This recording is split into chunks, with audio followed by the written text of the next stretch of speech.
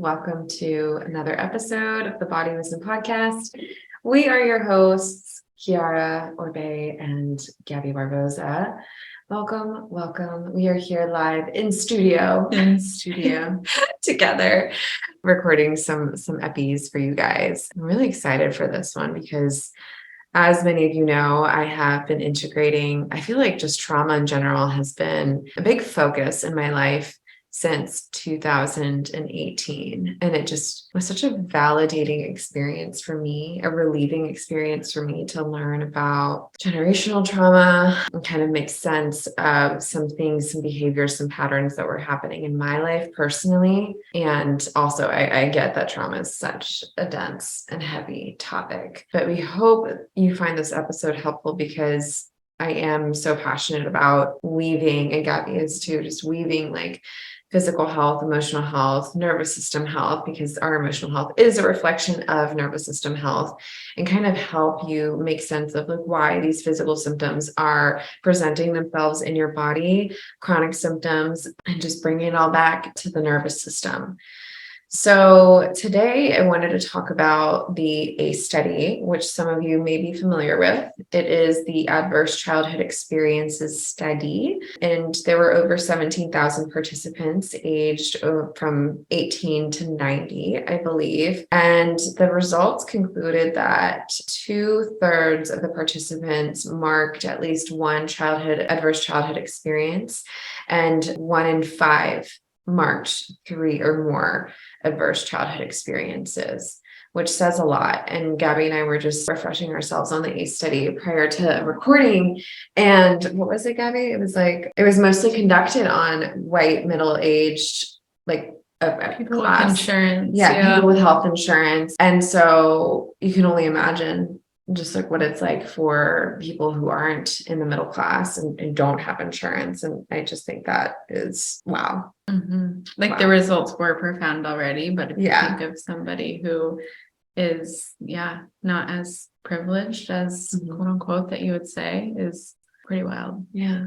And not to compare traumas, because I think that's one thing we do with grief as well, as we compare grief to someone else. Like, well, it could be worse. It could be worse. I think that sentence should be banned from the language of English and all languages. Oh, it's so invalidating. At least it's not this. And it's like, no, that's not helpful. Not helpful at all. Trauma is not so much in the event, but really how it leaves your system and the fragments that it causes. And was there an empathetic witness present? Because one person can get into a car accident and walk away completely unscathed, while another system, they're left with and crippled with so many symptoms for the rest of their lives. And they have a different history than the other person. And it just impacts us all very differently, which is why we cannot compare our traumas to each other.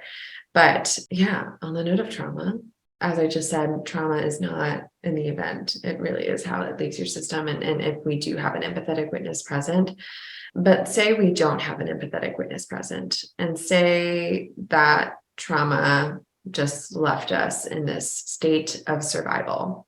And short term, that is what we need. It's very protective. We want that survival response to be there. There is just like in blood sugar, there are the peaks and the valleys. We want to be able to ebb and flow. We want to have arousal and discharge, event and discharge, event and regulation. And if that's not there, then we can get stuck in survival. And then we're left with and swarmed up by stress hormones. And you can listen to our cortisol episode that we just did, because that talks a little bit more about the stress piece, and some action steps are in there for you as well.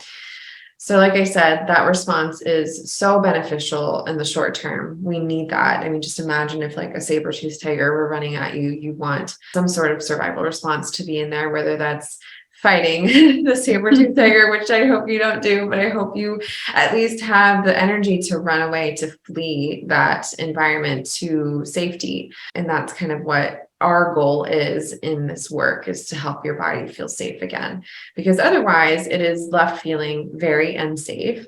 And then you're going to start noticing all of these symptoms start presenting themselves in your body, whether that's, mental, emotional symptoms or physical symptoms. You're noticing more pain in your body. You're noticing extreme exhaustion or just like running off adrenaline. Digestive issues are big, because what happens when you're stuck in that state of survival, all non-essential systems are going to shut off. That's including digestion, reproduction, because your body is like, okay, we need to just focus on keeping her heart beating and doing all the necessary functions so that she just stays alive, because it requires so much energy to digest food, right? And eating, is not, you have reserves, and it's not essential for survival in the acute moment. And that's one of the biggest things that I took away from the NTA, is that it's not what you eat, it's what you absorb. It's what you absorb. Yeah. A lot of our listeners are well aware that we need to be in a rest and digest state in order to absorb all of the nutrients that we're taking in from our nutritious foods.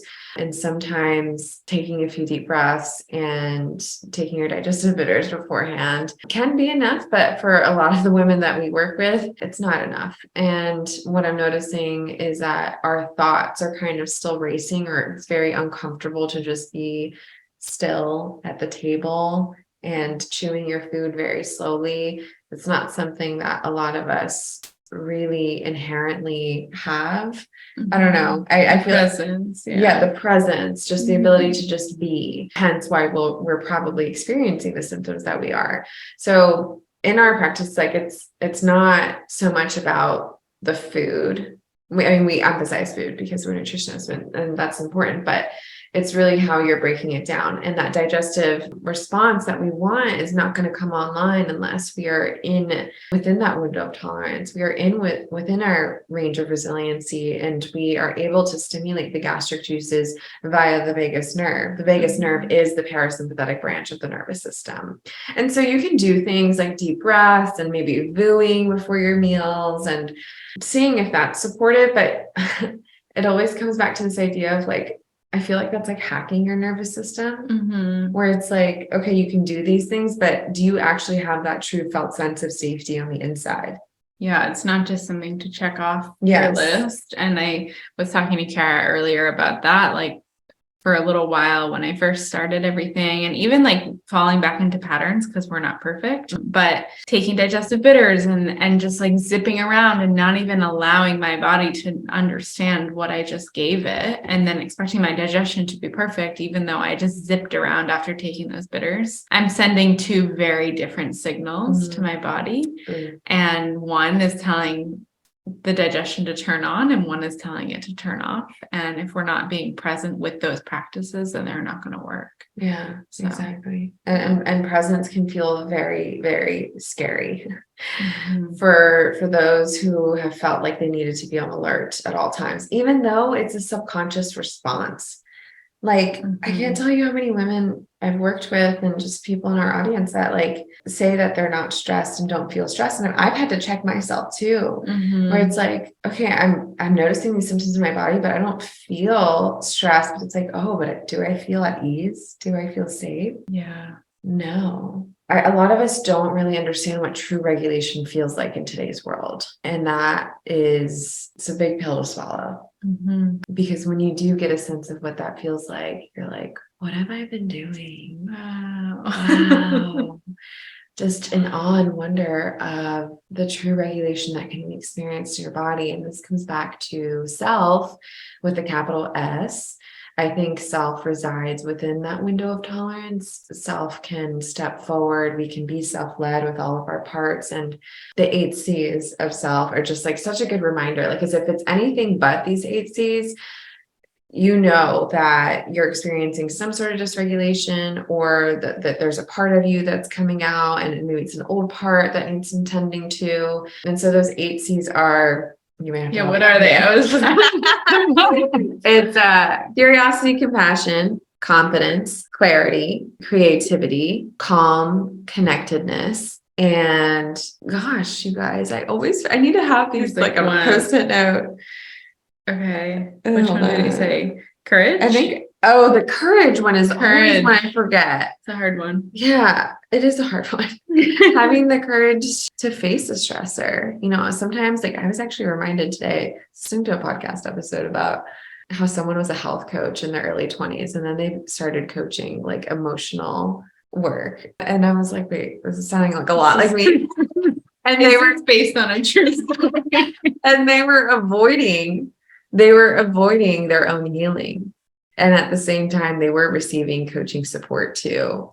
And it just comes back to the whole savior archetype. And I could so see that in myself, like growing up, like I was very much like the one who was trying to like regulate. And, you know, I'm an older sister too. So I feel like being the oldest has a lot to do with that as well. But how did I get there? Courage. Yeah, having the courage to heal, I think you were saying, and also just courage in general, like courage to change your daily practice depending on like who you live with, depending on what your upbringing was, depending on if there's culture change involved in that. Like, culture is really big, and if it's going to be completely different than everyone else that's surrounding you, that takes courage to be different. Sounds so lame, courage to be different, but it does. There's a lot of courage involved in changing it because it makes you feel better. And that's where, yeah, we could get into boundaries, but I feel like that's another episode. That is another episode. But all that to say, presence can feel scary and slowing down can feel scary. And so you don't want to force yourself to slow down. That's not how it's done.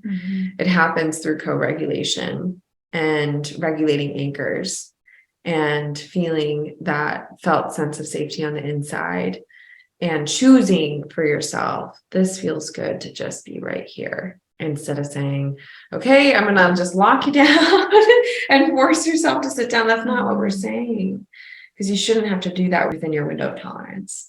You want to be there. It's easy to be there. You can feel connected. If you don't feel connection, then you can assume that you're probably either within that sympathetic nervous system or that dorsal vagal response, which is kind of that shutdown, collapsed energy. Like you feel like I think about this a lot when I'm just like so exhausted from my day. And I think I'm like at rest, but I think it's just exhaustion is so different than truly resting. Totally. It's a different sensation on the inside because exhaustion is actually very intense if you think about it. Collapse is very intense on the inside. But I think we see quote unquote bad as just residing in the sympathetic nervous system, but that's not true. I mean, neither state is bad. I don't want to say that. It's just information. And when you feel that true rest, like even just 1 hour of that true rest, then you understand like, oh, this is what this feels like. And it's so different. Right now, I'm actually at a point, like when I got back from Portugal, I was like, I'm exhausted. I'm sure. And I don't know. I was planning this road trip that I'm on currently. And I was just thinking like, is this right for my body right now to continue to travel when I really feel exhausted, absolutely exhausted? And I decided it was right. And it is right. It is right. Because I don't want to stay in Maine right now and just like spend the whole rest of the year in Maine. And it does feel right. But what happens is even though like it might not be the most regulating, I have these practices to bring the regulation in to prevent the burnout. I'm not at a stage of burnout. I'm just tired. And not from like anything. It's just that my body has been doing a lot to be in different places and all of that. And I can still bring in rest and regulation. It's not out of reach. And I think for me, I've not really understood what regulation felt like until like I was held by someone who was regulated. Yeah, that's what because when you feel the rest, you're like, oh, and then when you see it, you're like, oh. Yeah. Like when someone is facilitating you, it's just a different, I don't know, because you're tracking your nervous system. When you begin tracking your nervous system, you actually know what that rest feels like. And you can feel your body discharging survival energy when you're in a somatic experiencing session. And I also want to say, like, a lot of us may not be on the topic of like, we don't know what true rest feels like. And that's because a lot of us are operating from this functional freeze. response. For those of us who don't know what functional freeze is, it's kind of like pressing the gas and the brake at the same time on a car. Like you can just imagine how like how painful that is. We're in this functional freeze response because of the modern industrialized society that we live in today, where so much is being asked of us, but we're not able to tap into our bodies and tune into our bodies and say, wow, like that is way too much. And I'm in a phase in my life right now where I'm learning my body's boundaries, and I'm really appalled and surprised by how much I've been overriding them. And that's just the honest truth. I didn't really realize, because you think you have so much more capacity than you actually do have, especially when you are like driven, you have goals, like especially if you're owning your own business, like so much is on the line. But learning your body's boundaries is going to be so supportive for you in the long run. Yeah, I remember when I was working in the hospital as a nurse, I was definitely like, I wish I knew all of this back then, because I remember feeling it like, wow, there's like I felt that like pedal on both the gas and the brake, and I just didn't have words to put to it.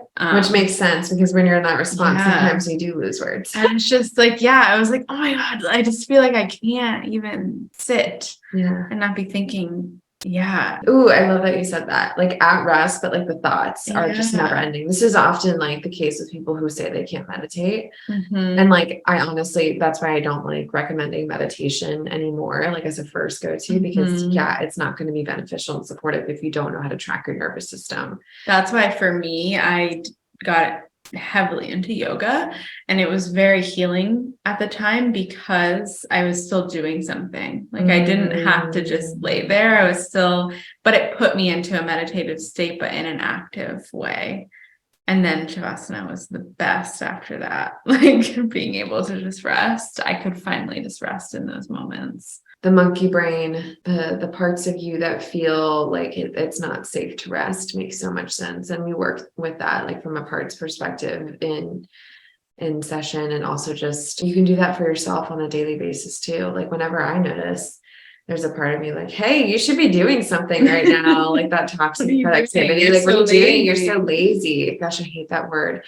I don't believe in laziness at all. I don't think it's actually a thing. I think it's just pure exhaustion. But if you're not doing in today's world, then something's wrong with you. You know, illness. Giving yourself the permission to rest and knowing that it's okay. Especially for our moms out there who feel like that everything is just riding on them. And that's just not. Dr. Gabor Mate was just talking about this in a podcast I was listening to, about how the societal stress that rides on women today and how they are expected at the same time to raise children, it makes no logical sense. And so it's not your fault that you feel like you're running out of time and time is just flying by and like there's just endless things to do. Like that is not how we used to operate. It's not attainable. It takes a village. It really does. And that's one of the things that I'm going to prioritize when I do have my family, is just making sure I have that community there. I want different adults like in and out of the house as much as possible.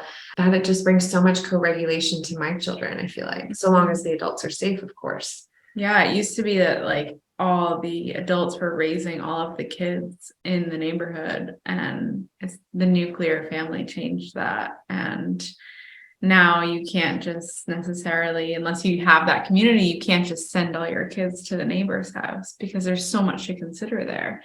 There's also, I mean, going back to trauma, there's trauma to consider. Like, will they be safe at the neighbor's house? There's so much more to think about now, and creating a community is more difficult, but you also deserve it. And you don't deserve to do it all. Exactly. And even for the woman who isn't a mom, there's still so much there. I think really, if we choose to honor our cycles, I feel like we can experience so many shifts just by doing that. Okay. Like I made actually like a self-care list the other day, because sometimes like I can feel like I need to do all of the things in order to feel cared for. And I split it up into like my menstrual phase. Let's just focus on these things. I feel like the other phase to just focus on these things, and ovulation and luteal, so I can just like look to it if in case I ever need to. But honestly, if we just take some time to like tune into like, how am I actually feeling today? Which can be challenging to do if you have lived lifetimes out of your body, right? So we're just slowly bringing it back. And challenging, if your cycle is not regular right now, it's like, well, I feel like this every day. Yeah. No matter where I am in my cycle. And that's when it's really, just checking in and figuring out of this list what feels best today. Yeah. I think one of the most beautiful things about trauma is that, as I mentioned earlier, it's in the event. And if we don't have an empathetic witness present. And so what's really beautiful about how we can change that, we can have an empathetic witness present. And whether that's a friend or a family member or a practitioner to witness you in process, then that can really change the story and the narrative that you have about the trauma that happened to you. And what's like the ideal response from that witness? Sometimes it's just the witnessing of it that's really regulating. With someone you feel safe with someone that brings safety, that is an attuned nervous system, most importantly. Like it must be an attuned nervous system. They're not there to fix anything. They're not there to tell you cheer up or everything happens for a reason. God, please never say that to anyone ever again. They are there to simply witness you in process and hold you and breathe with you and maybe tell you that they love you and are there to support you, like validate you and just say that it makes so much sense that you feel this way and I'm here. And then that's reflecting back to you, the person experiencing that, oh, like I make sense and this is not my fault that I'm this way. Can I have some grace and compassion for myself? And watching the regulation just from that alone take place in your body. That's kind of what I would say there. Yeah, because it kind of comes from, one of the first times that invalidation happens for a lot of us is when we're children, and like say you fall off your bike and your parent runs right over and they say, oh, get up, you're fine, brush it off. That's the first time that you're like, wait a minute, I actually don't feel good, but the person I love is telling me I'm fine. Maybe I am fine. And then you start to question your emotions. And then we don't realize how much that actually affects us at such a young age. And then we go into life, and that's why we tell our friends, oh, you're fine. You're going to get through this. I think it's just trying to make ourselves comfortable. Yeah. And for a second, like as a kid, you're like, okay, I am fine. And then you recover. But if we can just take a second, and Mandy talked about this, I think, but I love when you take a second with a kid and you say, or maybe she didn't, but just like, if this feels hard for you, like you're like, I don't know what to say to somebody. It can be as simple as repeating what just happened. Like for a kid, oh, you just fell. Was that scary? Oh, your knee is scraped up. Some people don't want to bring attention, but that is so healing because you feel seen in that moment. So you can do that with your friends too. Yeah. And having grace for yourself when you forget to do that too. Because gosh, we're undoing so many years and we're fixers. We want to fix it. Rewiring. Yeah. It's a lot, but that is what would happen ideally. And I think that, just to kind of wrap this up, I know that I'm going to traumatize my children in some way. And hopefully that's not, on the larger scale of things. And we're not perfect. Yeah. But I think having the resources that we do, we can kind of begin to support that. And also, just at the same time, like I want my children to have their own journey too. I want them to have their own experience. I want them to learn just as I'm learning along the way. Like this is all a part of it. I want them to be able to live and not have like what I kind of experienced, which was like a lot of sheltering and just protection. Like, how can I protect my kids at all times? Like, I know that's not ideal either. To experience any pain. Exactly. And I would say a big thing is when you do quote unquote, like mess up, even though it's just a human experience, it's not really a mess up. It's you can apologize. Yeah. You can do that with your kids. You can do that with your friends. Like once you realize what you said might not have been very helpful, you can go back and say, that was really invalidating. I'm really sorry that I kind of made that seem like not a big deal when for you it was a big deal. And that is really healing to hear. Like, yeah. Thank you. Hearing sorry from your parents, like, oh my gosh. I don't even know. I can probably count on one hand that happened. Not that I blame my parents. Like, I love you, mom and dad, but that is big. So we'll leave it at that, y'all. We did want to remind you about our course, Body Basics. So excited. So excited. So it's audio only, but you'll have PDFs too if you're a visual learner. I'm a visual learner and I love just seeing like an outline of things and just the education. It's not going to be something that you're going to be reading for days on end. We want it to be very actionable and help you understand the why behind those actions. So the price will be doubling actually. So if you are interested, I would act now. Yes, we'll be sure to link that in the show notes below. But thanks for listening, guys. Until next time. Bye.